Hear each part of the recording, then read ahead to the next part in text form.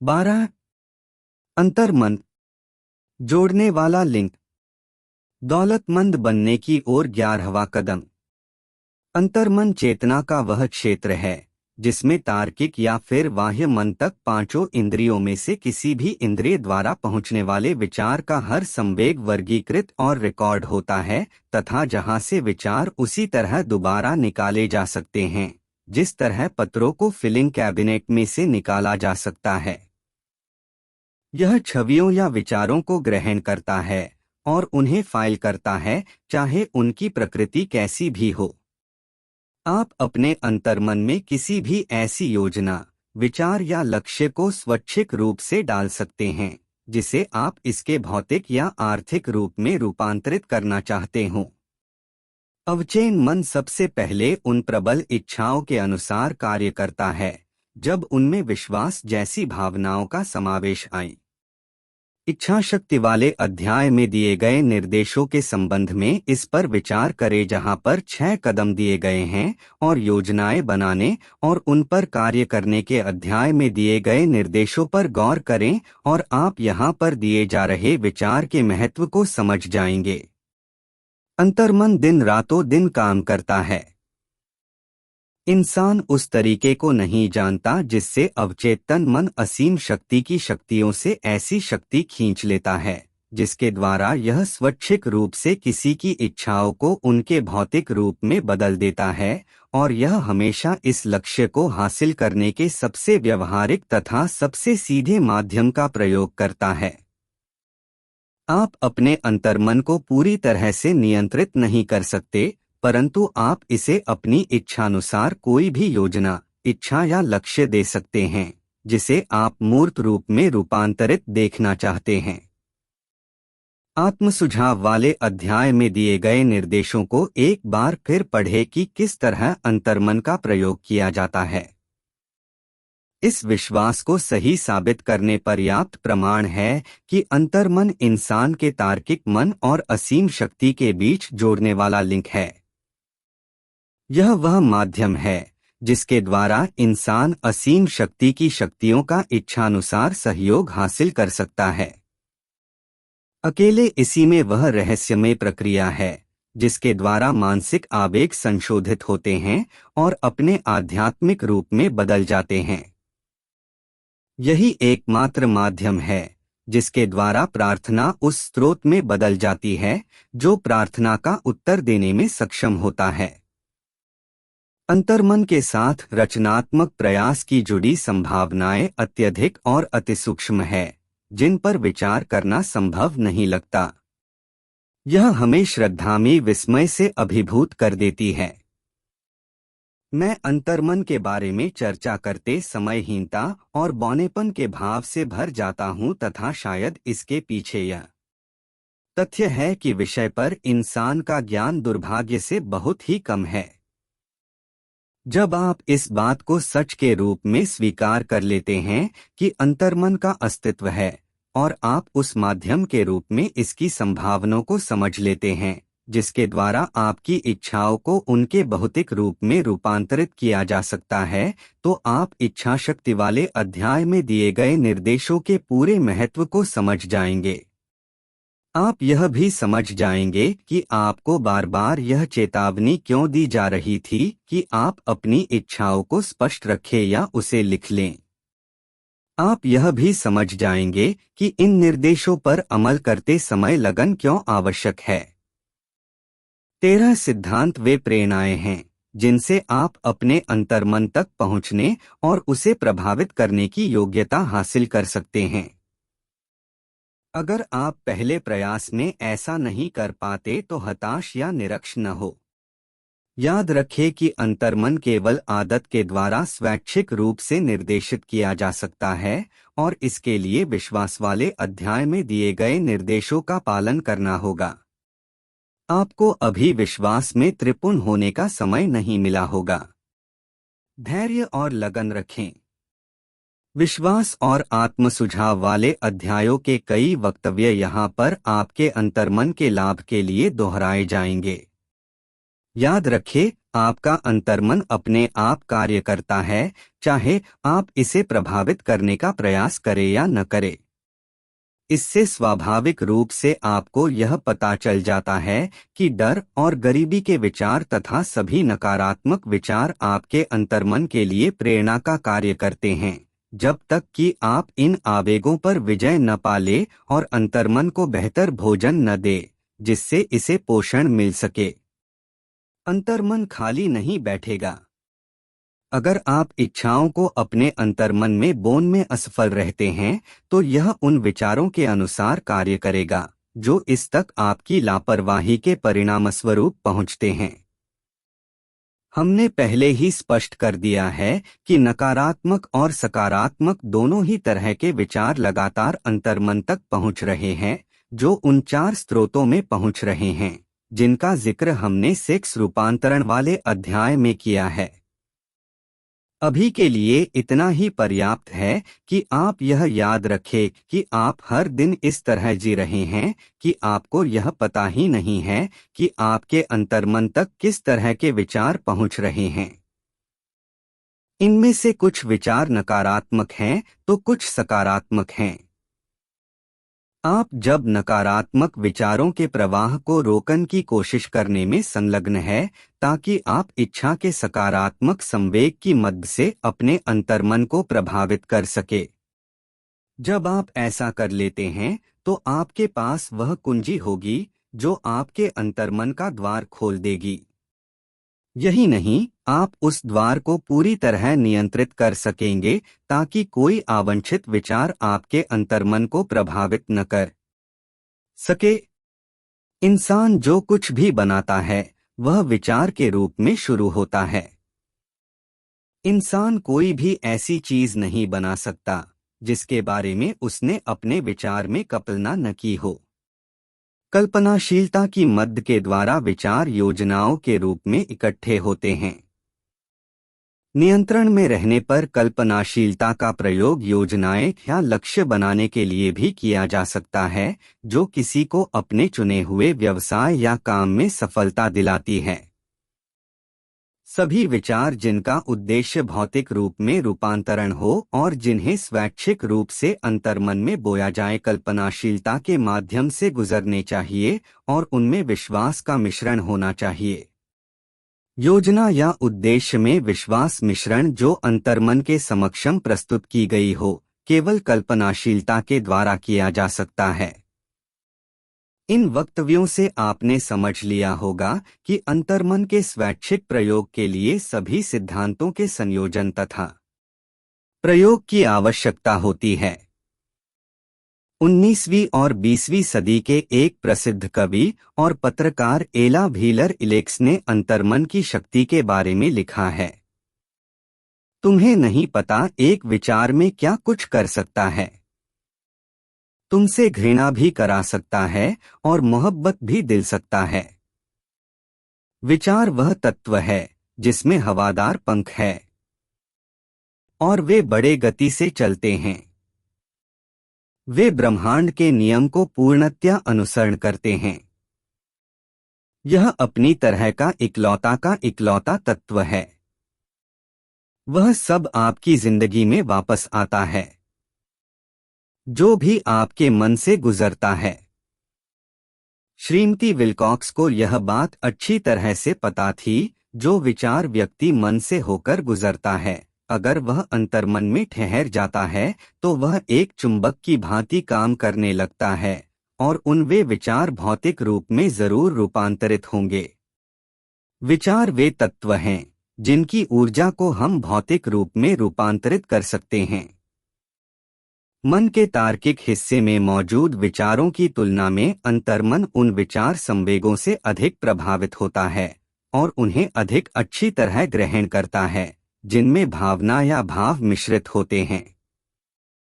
दरअसल इस सिद्धांत के समर्थन में काफी प्रमाण है कि केवल भावनात्मक विचार ही अंतर्मन पर सक्रिय प्रभाव डाल पाते हैं। यह एक सुपरिचित तथ्य है कि भवन अधिकांश लोगों पर शासन करती है। अगर यह सच है कि अंतर्मन भाव से मिश्रित विचार संवेगों से अधिक जल्दी प्रभावित होता है और उन पर अधिक तीव्र प्रतिक्रिया करता है, तो अधिक महत्वपूर्ण भाव से परिचित होना अनिवार्य है। कुल 7 प्रमुख सकारात्मक भाव है और 7 ही प्रमुख नकारात्मक भाव है। नकारात्मक भाव अपने आप ही विहार संवेगों में चले जाते हैं और इस तरह अंतर्मन में प्रवेश पा जाते हैं। सकारात्मक भाव को आत्म सुझाव के सिद्धांत के द्वारा आपको अपने अवचेतना मन में विचार संवेगों के माध्यम से पहुंचना होता है। यह भाव या भाव संवेग ब्रेड में खमीर की तरह होते हैं, क्योंकि उनमें एक्शन का तत्व होता है जो विचार संवेगों को निष्क्रिय से सक्रिय अवस्था में रूपांतरित कर देता है। इस कारण हम यह समझ सकते हैं कि भाव मिश्रित विचार उन विचारों की तुलना में अधिक शक्तिशाली क्यों होते हैं जो सिर्फ ठंडे तर्क से प्रेरित होते हैं। आप अपने अंतर्मन के आंतरिक श्रोताओं को प्रभावित और नियंत्रित करने की तैयारी कर रहे हैं ताकि आप इसे धन की इच्छा सौंप सकें, जिसे आप इसके आर्थिक रूप में रूपांतरित करना चाहते हैं। इसलिए यह अनिवार्य है कि आप उस तरीके को समझ ले जिसके द्वारा इस आंतरिक दर्शक समूह तक पहुंचा जाए। आपको इसकी भाषा बोलनी होगी, अन्यथा यह आपकी बातों पर ध्यान नहीं देगा। इसे जो भाषा सबसे अच्छी तरह समझ में आती है वह है भावना या भावों की भाषा।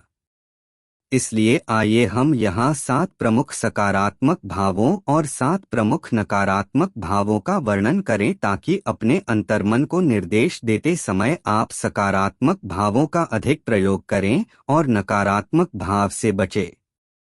इच्छा का भाव, विश्वास का भाव, 7 प्रमुख सकारात्मक भाव, प्रेम का भाव, सेक्स का भाव, उत्साह का भाव, रोमांस का भाव, आशा का भाव। अन्य सकारात्मक भाव भी है, परंतु सबसे प्रबल 7 भाव यही है और यही वे भाव हैं जिनका प्रयोग आमतौर पर रचनात्मक प्रयास में किया जाता है। इन 7 भाव में महारत हासिल कर ले और बाकी के सकारात्मक भाव आपके इशारों पर चलेंगे जब आपको उनकी आवश्यकता होगी। इस संबंध में याद रखें कि आप ऐसी पुस्तक पढ़ रहे हैं जिसका उद्देश्य आपके मन में सकारात्मक भाव भरकर आप में धन की चेतना विकसित करने में मदद करना है।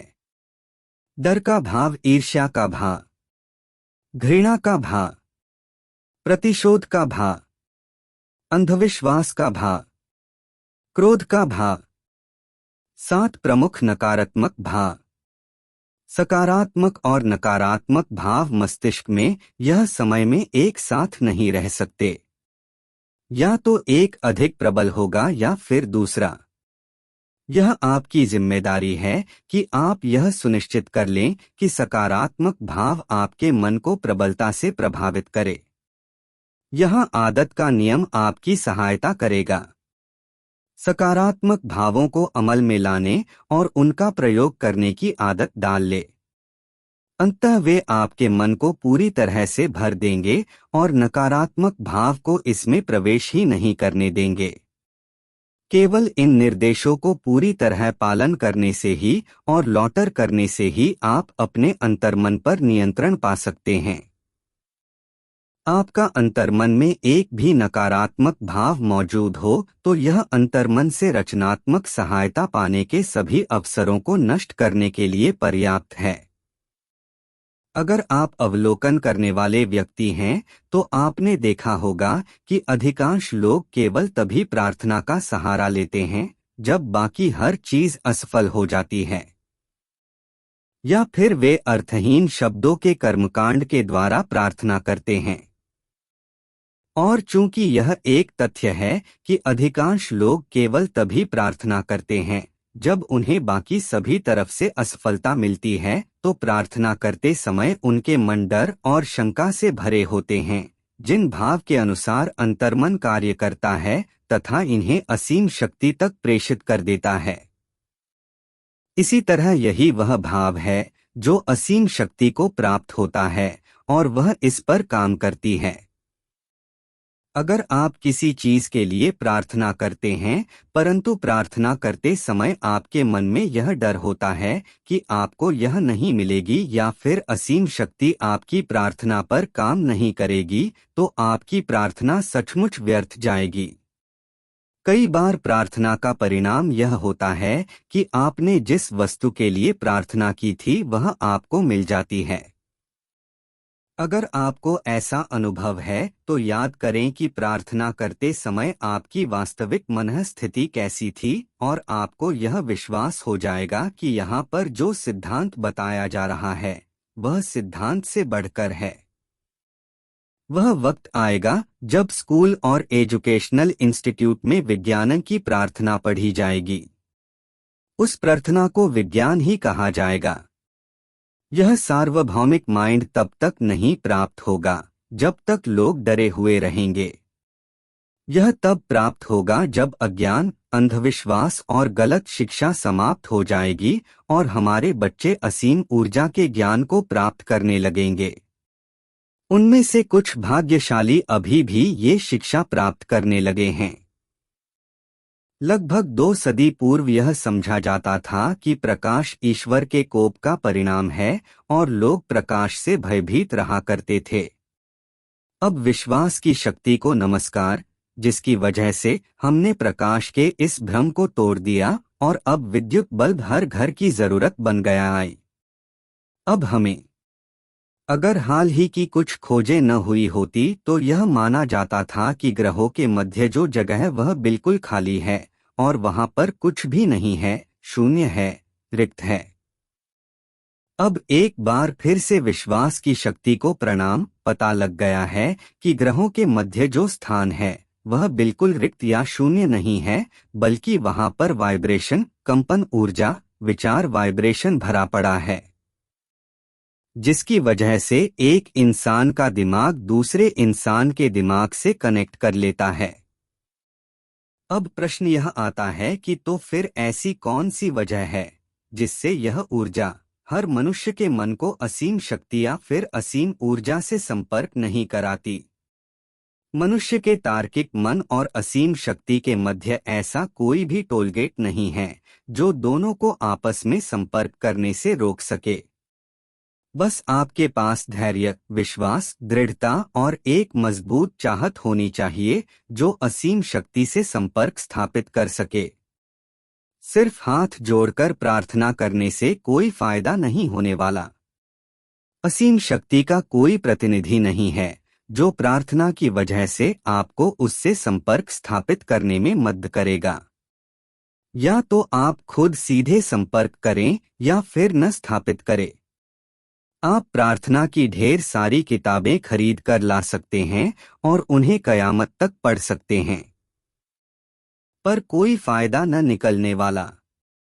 वे विचार जिनसे आप असीम शक्ति या फिर असीम ऊर्जा से संपर्क स्थापित करना चाहते हैं, तो वे अंतर्मन के उसी प्रक्रिया से होकर गुजरेंगे, तभी असीम शक्ति से संपर्क स्थापित हो सकता है।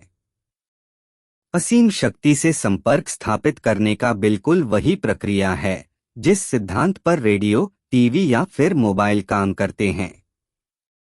कोई ऑडियो या फिर वीडियो तब तक नहीं सुनाई या दिखाई दे सकता जब तक वह बढ़कर या फिर घटकर उस आवृत्ति में नहीं पहुंच जाती जिसे इंसान सुन या देख सकता है। सिर्फ इसी आवृत्ति में वीडियो देख या सुन सकते हैं। भेजने वाला स्टेशन आवृत्ति को पकड़ता है और उसे कई गुना बढ़ा देता है जिससे वह ईथर से संपर्क स्थापित कर सके। इस बदलाव के बाद ईथर उन आवृत्तियों को ग्रहण करने वाले स्टेशन में भेज देता है। ग्रहण करने वाला स्टेशन तुरंत उस आवृत्ति घटाकर भेजता है जिसमें मनुष्य की आंखें देख व कान सुन सके। ठीक वैसे ही अंतर्मन विचारों को लेता है और उसे असीम शक्ति के पास भेज देता है ताकि असीम शक्ति उस ऊर्जा को उस भौतिक रूप में रूपांतरित हो सके जो मनुष्य के सामने दिखाई दे सके और वह महसूस कर सके। आप इसे ढंग से समझे कि सिर्फ प्रार्थना आपको सफलता की ओर नहीं ले जा सकती। इससे पहले कि आपकी प्रार्थना असीम ऊर्जा के पास पहुंचे, आपका अंतर्मन उस मनः स्थिति में होना चाहिए जिससे वह असीम शक्ति से संपर्क स्थापित कर सके। विश्वास ही एक ऐसी एजेंसी है जो मन को आध्यात्मिक प्रकृति देता है। विश्वास और डर दोनों एक दूसरे के दुश्मन हैं। अगर एक है तो दूसरा नहीं हो सकता है।